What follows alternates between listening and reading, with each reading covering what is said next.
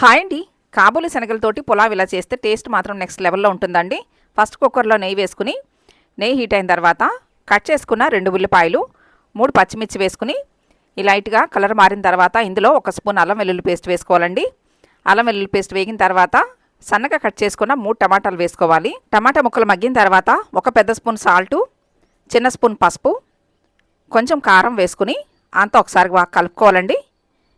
8 hours నానబెట్టుకున్న కాబూలి శనగలు వేసుకోవాలి. అంతా ఒకసారి మిక్స్ చేసుకుని కొంచెం కొత్తిమీర వేసి కలుపుకోవాలండి. ఇప్పుడు ఇందులోకి ఒక 5-4 పన్నీర్ ముక్కలు వేస్తే బాగుంటుంది. 1 స్పూన్ గరం మసాలా వేసి అంతా కలుపుకుని ఇప్పుడు గంటసేపు నానబెట్టుకున్న బాస్మతి రైస్ వేసుకోవాలండి. నార్మల్ రైస్తో కూడా మీరు చేసుకోవచ్చు. ఇప్పుడు ఇందులో హాట్ వాటర్ పోసుకోవాలి. వాటర్లో నేను చెక్క, లవంగ, యాలుక, బిర్యానీ ఆకు, కొత్తిమీర వేసి మూత వేసుకుని 1 విజిల్ రానిస్తే సరిపోతుందండి. మీకు కూడా నచ్చింది కదూ? అయితే మిస్ చేయకుండా లైక్ చేయండి, సబ్స్క్రైబ్ చేయండి.